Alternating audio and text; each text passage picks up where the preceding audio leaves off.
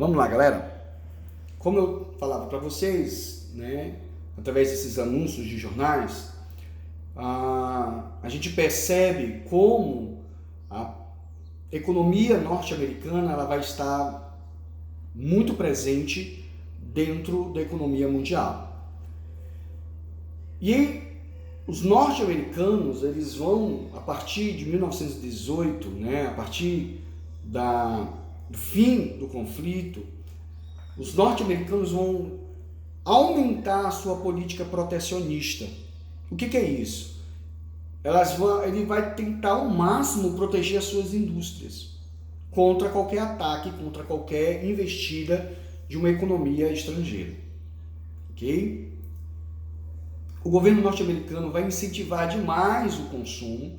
Então essa classe média, o povo norte-americano vai consumir muito, né? Eletrodoméstico, carro, comida, roupa. Então vai ter uma explosão, principalmente através de política de crédito, ou seja, empréstimos. Só que qual é o problema? Nem tudo na vida dura para sempre, né? A gente fala, geralmente brinca com isso. Mesmo os Estados Unidos experimentando esse crescimento, né, essa prosperidade, eles também vão sentir na década de 20, né, mais ou menos ali no ano de 1922, que as exportações dos Estados Unidos vão começar a diminuir, vai retrair. Quando a gente fala que os Estados Unidos deixa de ser endividado e passa a ser credor, o que isso quer dizer, professor? Quando as nações europeias que estão realmente no conflito estão destruídas, então é o dinheiro norte-americano que vai fornecer a reconstrução dessas nações. Então os Estados Unidos vão passar a oferecer crédito para essas nações para que essas nações possam se recuperar economicamente. E isso em 18, quando chega mais ou menos 22, as nações europeias estão começando o quê? A se recuperar. Está entrando dinheiro, eles estão conseguindo se recuperar. O que vai acontecer? Toda aquela galera que estava, né, viajando, nadando nesse crescimento das exportações norte-americanas, vai começar a sentir que isso vai cair. E quem é que vai sentir primeiro esse efeito dessa retração? O setor agrícola.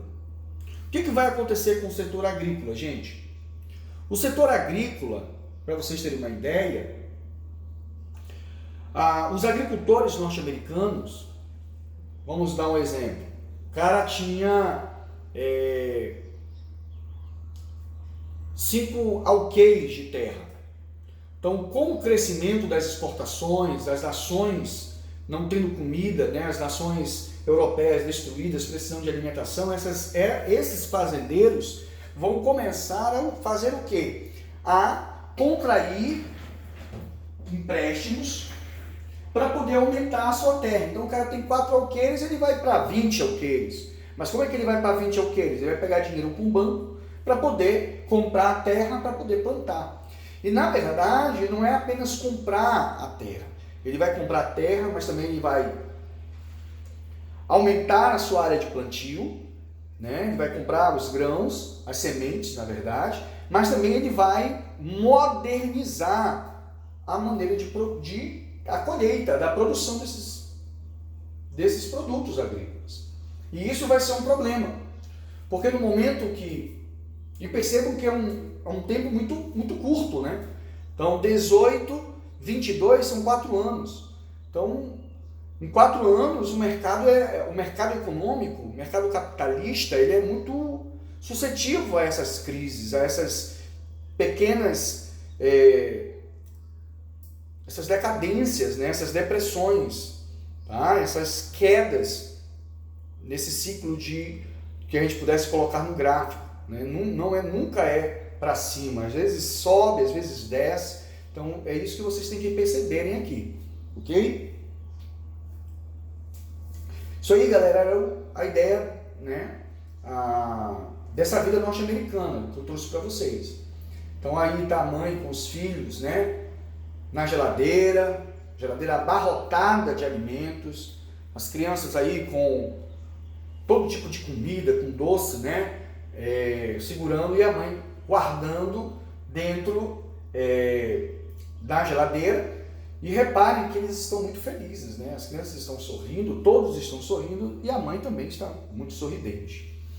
A imagem de baixo mostra uma família de classe média também, norte-americana, andando no seu carro, talvez no seu Ford, não sei.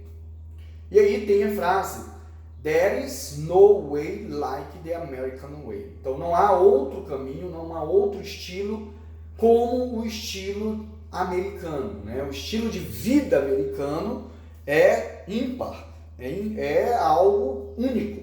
Não existe outro caminho, não existe outro estilo melhor do que o nosso. É uma coisa muito arrogante, é uma coisa bem arrogante por parte dos norte-americanos. Então, como eu falei para vocês, os agricultores vão aumentar suas áreas de plantio, principalmente trigo, né, fazer pão, outras coisas, para poder abastecer os países europeus que estavam em guerra. Já no período da guerra e depois da guerra eles continuam a fazer isso. Por que eles fazem isso? Porque o produto está muito bem cotado no mercado mundial. Ora, é evidente. A Europa está totalmente destruída. 4 anos de guerra, né? Os campos estão sendo destruídos, os inimigos estão destruindo, queimando as plantações. Então eles vão ter que comprar isso de alguém. De quem que eles estão comprando? Dos Estados Unidos. Então o que os agricultores vão fazer? Aumenta a sua área de plantio. Só que nesse momento, para poder conseguir dinheiro, o que os agricultores vão fazer? O que os produtores vão fazer? Vão hipotecar suas fazendas. O problema de você hipotecar é porque você está dando a garantia daquele seu bem. Então, no momento que der alguma coisa errada, tu vai entrar pelo cano. Tu vai ter problema. Se tu não conseguir saldar, se tu não conseguir pagar a tua dívida, tu vai perder o teu bem. Mas na cabeça desses produtores, o mercado não vai diminuir, pelo contrário, vai aumentar. A exigência, a necessidade vai aumentar. Então, 1918, 1917, 1915, eles estão aumentando a sua área de plantio, estão vendendo produtos para os países europeus. Os produtos estão super valorizados.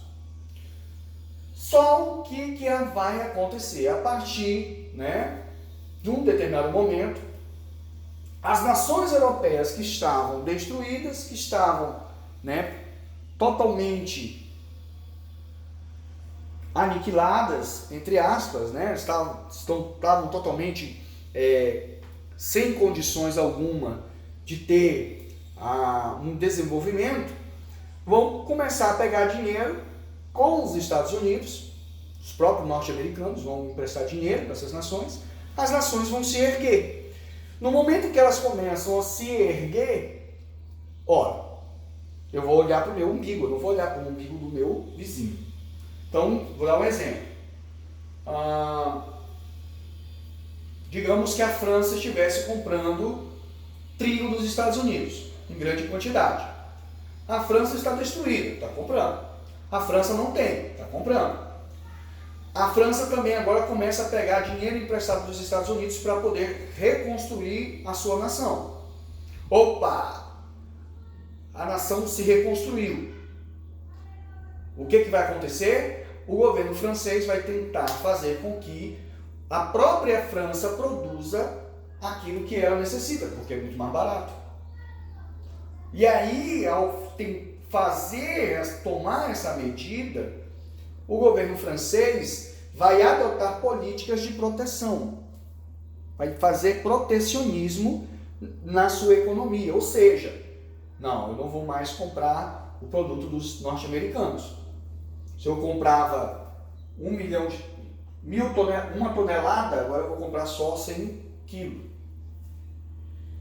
Tá? Para vocês terem uma ideia. Então você diminuiu muito. É uma porcentagem aí louca.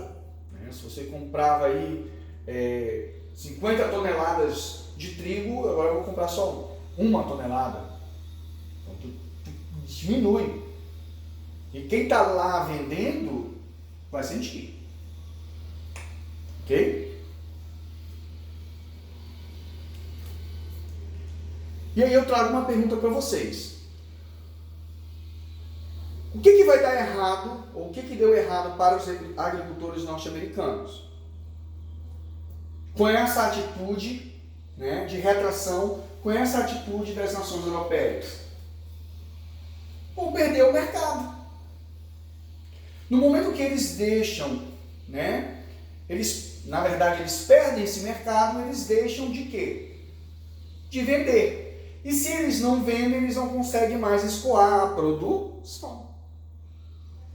Se eu não consigo mais escoar a produção, eu tenho uma superprodução, fatalmente o meu produto vai cair de preço. Se o meu produto vai cair de preço, rapaz, eu vou ter prejuízo. E se eu não tiver condições de pagar as dívidas, a hipoteca da minha fazenda, eu vou perder a minha fazenda para o banco. Para piorar, como você tem uma superprodução, né? Antigamente, e eles não esperavam isso, esse é o grande problema, né? Os agricultores norte-americanos não esperavam por essa atitude das nações europeias. Então, eu produzia 50 toneladas de trigo e eu vendia todas as minhas 50 toneladas. Eu não estocava, eu não tinha silos. Eu não construí silos para esse produto ficar estocado, porque esse produto eu colhia e vendia, colhia, vendia, colhia, vendia. Não havia uma necessidade de estocagem. E o que vai passar agora a ter? A necessidade de estocagem. Mas os fazendeiros não têm local para estocar. Então o que eles vão fazer? Pagar. Pegar dinheiro novamente emprestado com o banco. Para o quê? Para conseguir guardar essa superprodução. Só que qual é o problema? Muitos não conseguiram pagar as suas dívidas.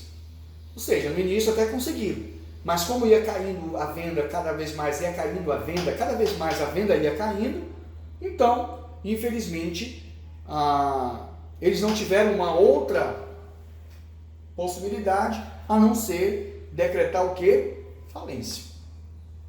Né? E isso vai ser uma coisa muito penosa para os agricultores. Então, o primeiro setor que vai sentir o abalo, né, da crise vai ser o setor agrícola. Mas o que vai levar, ou quais vão ser os fatores que vão levar a ocorrer essa crise? Primeiro, os Estados Unidos crescem, né, como eu falei para vocês, após a Primeira Guerra Mundial. Por quê? Eles são os grandes responsáveis por fornecer produtos industrializados e agrícolas a praticamente todas as nações europeias. Só não a União Soviética, que era socialista desde 1917, não se esqueçam disso.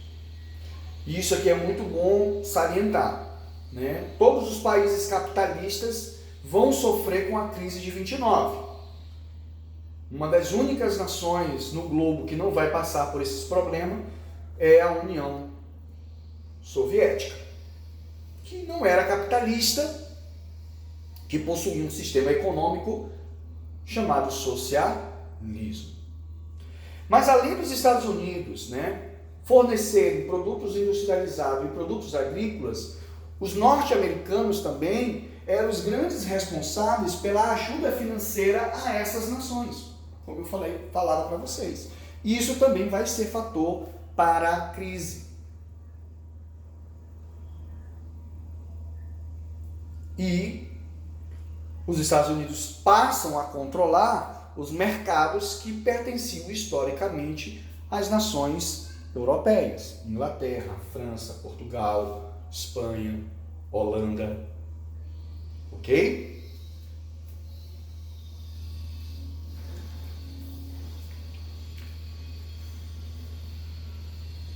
Isso eu também já comentei, os capitais, né? O dinheiro dessa venda, desse montante, né, norte-americano volta para as nações europeias, mas as nações europeias então passam a ser os concorrentes dos norte-americanos. Então, no final da década de 20 nos Estados Unidos, nós temos a retração do mercado interno, os primeiros desempregos, o mercado interno não absorveu a superprodução interna, e aí você vai ver o surgimento da forte depressão econômica. Então, os Estados Unidos, o seu excedente, mandam para as nações europeias, as nações europeias se reerguem, passam a competir, né, são agora as concorrentes dos norte-americanos, e isso vai causar o quê? No final da década de 20 nos Estados Unidos, o mercado se retrai, começa a surgir muito desempregado e aquela superprodução não é absorvida pelo mercado interno. Então, o mercado interno, digamos, conseguia consumir 5 toneladas de produto agrícola, mas os norte-americanos produziram 100. Nossa! E agora? Né? O problema se torna uma grave crise econômica que a gente vai conhecer como depressão, a Grande Depressão, causada por isso aqui, gente. Era aqui onde eu queria também chegar e frisar. Que é a queda ou quebra da Bolsa de Valores de Nova York. Todo esse período de crescimento da economia norte-americana, o que vai acontecer? As empresas norte-americanas, né, todas as grandes empresas, Ford, General Electric, todas elas, né, vão ter os seus títulos, as suas ações supervalorizadas na Bolsa de Nova York, na Bolsa de Valores de Nova York. Agora, vale destacar que essa valorização, e muitas vezes, era fictícia e especulativa. Ou seja, não era um valor real. Você especulava, né? Você está especulando. Você está só, né, lançando aquilo ali. Não, vale $100, $200 uma ação da empresa. E isso vai fazer com que muita gente compre, no decorrer dos anos, as ações dessas empresas, né? Os investidores da Bolsa de Valores. Só que como o mercado começa, né, a retrair, o que vai acontecer? Os investidores, o cara que tinha comprado as ações das empresas, de alguma, né, dessas empresas, vai começar a ficar desconfiado. Vai falar assim, pô, peraí, eu tô aqui, esse mercado o negócio está começando a ficar escuro, a ficar negro, a ficar, né, nublado. O que eu vou fazer? O cara está com medo, está desconfiado, o que ele vai fazer? Ele vai tentar vender as suas ações na Bolsa de Valores. Só que não é só são várias pessoas que vão estar fazendo isso. Vários investidores. O que vai acontecer? Como essa corrida desenfreada, né, vai despencar os preços das ações. Então, ações que valiam 300, 200, 10 dólares, vai virar 100 centavos de dólar. Né? E aí, em 24 de outubro de 1929, vai ocorrer a chamada Quinta-feira Negra. A Quinta-feira Negra entrou, né, para a história como um dos dias mais tenebrosos, né, do século XX, que quando foram colocados mais de aproximadamente 12 milhões de títulos e não foram comprados, não foram vendidos por ninguém. Ninguém comprou. E aí você quebrou.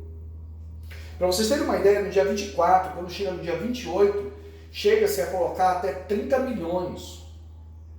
Ninguém compra. Galera, isso vai ser uma coisa terrível. Terrível, terrível, terrível, terrível. Né? Tu já pensou? Tu és um grande empresário, tu tem uma empresa com mais de 1000 funcionários, tu moras numa mansão, tu tem a tua família, tu tem teu carro, tu tem as tuas casas de veraneio, de inverno, tu tem o teu iate, tu tem a tua vida social, tu é um milionário, tu é um bilionário e tu dorme sendo um milionário, um bilionário e amanhece na mesma situação que vivia os teus funcionários. Tu não tem nada. É um dos piores momentos da história da humanidade no século XX, porque é um momento aonde vai ocorrer um grande número de suicídios. Muitos homens de negócio, muitos empresários, fazendeiros, banqueiros preferiram se matar, se suicidar, do que enfrentar esse momento de perda. Claro que não é aceitável um negócio desse, né? Mas até compreensível o desespero desses homens. Né? Tu morar numa mansão que a porta do teu quarto tu não abre, vai ter um funcionário para abrir a tua porta, e de manhã, quando tu acordar, o teu funcionário não está mais ali para abrir a cortina da tua casa, do teu quarto, para que entre o sol e você possa pegar o sol da manhã. Então, para vocês terem uma ideia, como isso foi terrível para a economia norte-americana. Mas, na verdade, não foi só terrível para a economia norte-americana, porque todos os países capitalistas vão sentir, de alguma maneira, a crise de 29, a quebra da Bolsa de Valores de Nova York, o crash. Então, nós vamos ter bancos falindo, empresas, fazendeiros, né, pequenos empresários e muita gente desempregada, milhões de pessoas desempregadas. Nós estamos falando em 1929, para vocês terem uma ideia, em 32, 3 anos depois desse trágico acontecimento, nós temos aí praticamente 40 milhões de pessoas desempregadas. É muita gente, galera. É muita gente. E aí, tudo cai, né? Os preços despencam. Seja produto agrícola, seja produto industrializado, tudo vai cair.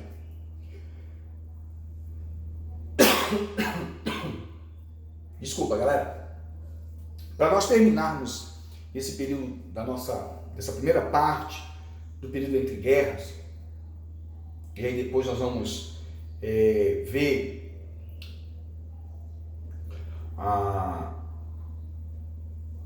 o que vai acontecer, né, o desenrolar, os próximos capítulos dessa novela. Eu trouxe para vocês verem o que o Brasil sente com a crise de 29. Quem é que mais sente no Brasil? O setor cafeeiro, o café, porque o café era o principal produto de exportação no Brasil. Para vocês terem uma ideia, 70%, né, de todo o café que era vendido no mundo, comercializado no mundo, era brasileiro. Era o Brasil que estava sendo responsável pela venda. Essa posição, o Brasil ainda atinge no início do século XIX. E até hoje, na verdade, o Brasil é líder no comércio do café no mundo. Tá? O Brasil é líder. O maior mercado, ou o maior consumidor de café do Brasil, cara, está em crise, está quebrado. É os Estados Unidos. Então, 80% do café produzido no Brasil, praticamente, ia para os Estados Unidos. E isso é interessante porque, a gente fazendo um paralelo aqui, se você assiste esses filmes, você vê que o norte-americano, ele tem uma cultura de tomar café. Então, o cara está indo para o trabalho, ele para na cafeteria, compra o seu café, leva não apenas para ele, mas leva também para os colegas. Isso você vê nas séries policiais, nas séries de romance, nos filmes de romance. Isso é uma coisa comum que você vê nesses filmes, né? A cultura do tomar o café nos Estados Unidos. Se eu perco o que vai acontecer? O meu produto vai cair de preço, né? Se ele cai de preço, eu não tenho para quem vender. Se eu não tenho para quem vender, então o meu café fica estagnado, ele fica parado. E aí eu vou começar a perder o quê? A minha venda, a minha exportação. E, para vocês terem uma ideia, o preço do café cai, né, 90%. Então é muita coisa, gente. É muita coisa. 29, 30 é o período aí que o Getúlio Vargas vai subir ao poder, né? A chamada Revolução de 1930, que vocês vão rever com o Bessa ano que vem, no terceiro ano. E o Getúlio Vargas, como presidente, vai tomar algumas medidas para tentar, né, proteger o café brasileiro. Primeiro, em 1931, ele cria o chamado Conselho Nacional do Café, o CNC, e que passa então a comprar as sacas de café dos fazendeiros.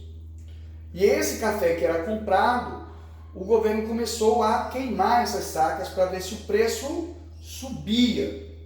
Mas, na verdade, isso foi perda de tempo, não houve sucesso nessa atitude. O preço do café não subiu e aí nós tivemos um grande problema com o café no Brasil. Então, para vocês terem uma ideia, em 13 anos, de 1931 até 1944, o governo queimou mais de 78,2 milhões de saca de café.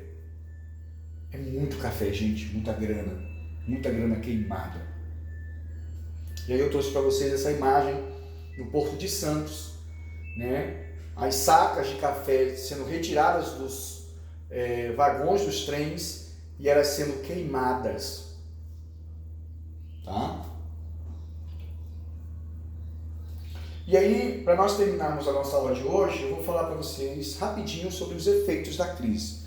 Primeiro, paralisação do crescimento alemão, a Alemanha para de crescer. Qual é o grande problema? O dinheiro. Por que a Alemanha para de crescer? Porque ela estava recebendo dinheiro dos Estados Unidos. Se os Estados Unidos está quebrado, não tem como mandar dinheiro financiar a Alemanha. Se a Alemanha não paga, né, não recebe, ela também não vai pagar. Ela não vai pagar o quê? A indenização ou as indenizações que ela fica obrigada pelo Tratado de Versalhes a pagar às nações vencedoras da Primeira Guerra Mundial. Então, se a Alemanha não paga essa dívida, a Inglaterra e a França vai também sofrer grande consequência, vai sentir a crise. E aí nós temos o colapso do comércio mundial, né? a economia capitalista ela entra em parafuso. Então, vamos ter um alto índice de desemprego no mundo, né, global. As nações economicamente periféricas vão ter que passar por reciclagem, né, vão tentar se reinventar. E, por um lado, tanto os fascistas quanto os socialistas começam a criticar o Estado liberal, né, esse Estado do livre comércio, né, do Estado liberal, ok? E aí nós vamos ter algumas soluções para a crise no primeiro momento. No primeiro momento não vai surtir efeito porque essas medidas elas são muito clássicas, tá? É onde cada governo, cada nação vai tentar diminuir os seus gastos governamentais. Então, se eu gastava $1 trilhão, agora eu vou tentar gastar apenas 1 bilhão. E assim vai. Só que isso não vai dar certo.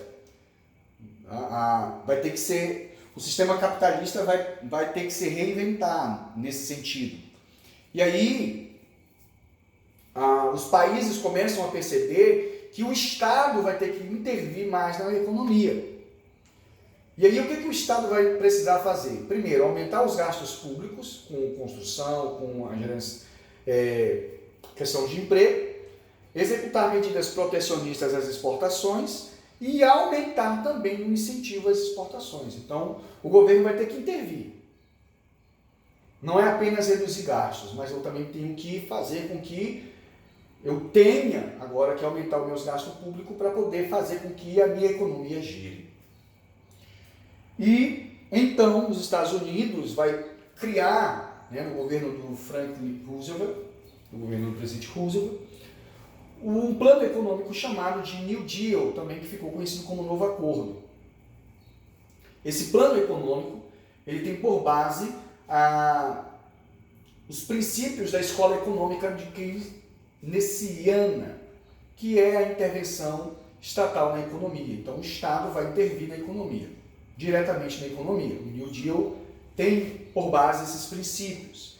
E essa escola ela é, né, fruto das ideias do economista inglês John Maynard Keynes, que no seu livro General Theory of Employment, Interest in Money, que seria Teoria Geral do Emprego, do Juro e da Moeda, se opôs às concepções liberais.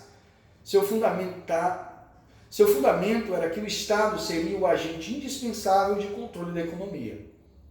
Este teria o objetivo de conduzir a um sistema de pleno emprego. Seu pensamento influenciou na renovação das teorias clássicas e na reformulação da política de livre mercado. Então, Keynes ele vai dar essa ideia, olha, o Estado tem que intervir. É de suma importância você aumentar os gastos públicos,